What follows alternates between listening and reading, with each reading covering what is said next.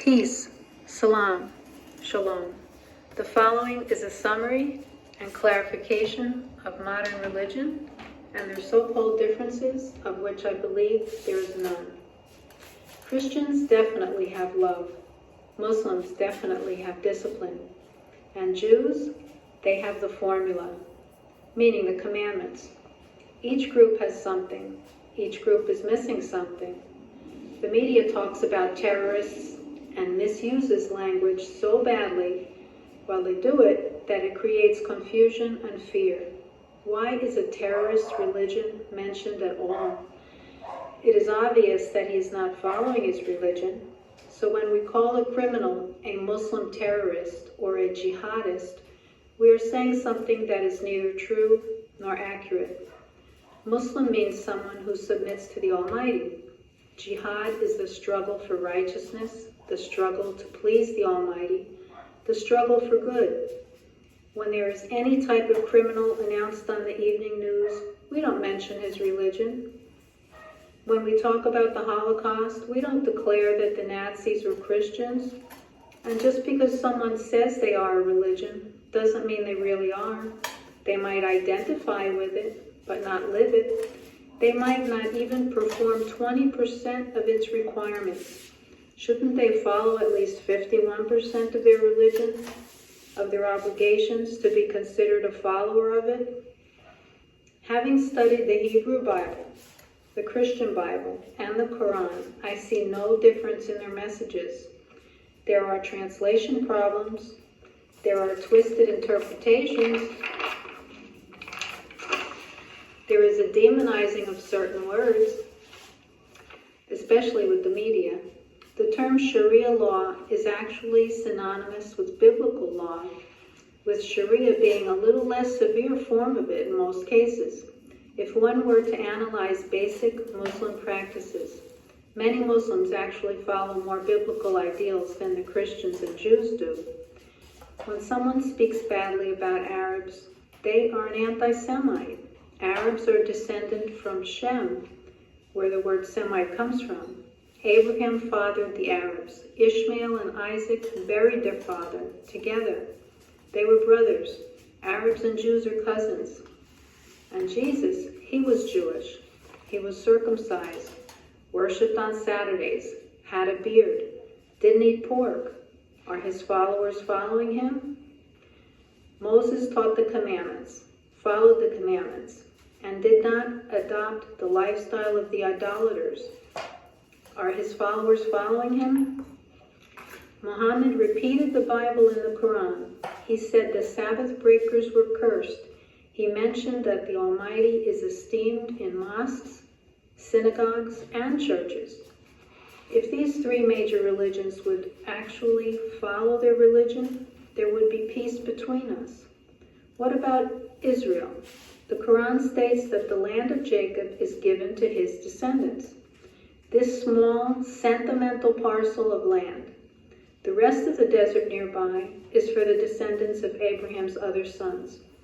First Ishmael and his descendants, and then Abraham's other sons from a third marriage. The Jews get the olive oil, the Arabs get the petroleum. Everything is really so simple. In the Bible, there is only one Almighty. Believers bow down on the ground several times a day when they pray. People, especially women, dress modestly and cover their heads. Fasting is routine. Interest is frowned upon. Drunkenness to be avoided. Promiscuity forbidden. Virginity valued. Parents honored. Self-discipline admired. Having many children aspired to. I thought we were supposed to be a biblical nation. We seem to be afraid whenever we see a culture obeying more of the Bible than we do. Do you know that the Quran is just a culturally sensitive version of the Bible? It actually says that it was sent to confirm the earlier scriptures and that there is nothing new in it. There is nothing new in the New Testament either. Jesus taught the Almighty's commandments, and he didn't teach people to worship him instead of the Creator. People think the verse, "Love thy neighbor," was something new. It is from the book of Leviticus. When we were in high school, we carried on with slogans that basically said our team is better than their team, whether our team was better or not. We are all grown up now. We must realize that we really are supposed to be on the same team. Concerning health matters, modern lifestyles, which I am best qualified to speak about as a registered nurse, modern lifestyles are neither logical, scientific, nor healthy. Science tells us that fresh air with its negative ions is better for us than air-conditioned air.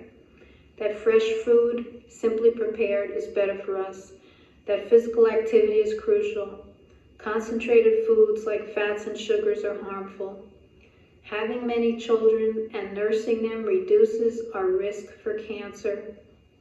Babies who are given formula and cereals instead of mother's milk are more prone to type 1 diabetes. People who go to sleep early in the evening reduce the risk of cancerous tumors. Circumcision lowers HIV infection and also uterine cancer. Baths are, as opposed to showers, improve our circulation. Head and neck clothing protect us from the most deadly form of skin cancer, which is on the scalp and neck. Sunscreen only prevents sunburn and not cancer. Children who grow up on a farm have less asthma. There is less rain in areas where the ground is paved with asphalt. There is better mental health in children who grow up in families with lots of people around them, like grandparents, aunts, uncles. Bacteria loves blood, and couples should avoid closeness during the woman's monthly cycle. Promiscuity leads to sickness. Alcohol kills brain cells. All these above things I've mentioned are taught in the Hebrew Scriptures. Science backs up the Bible. Even laws that some consider to be obscure have a reason.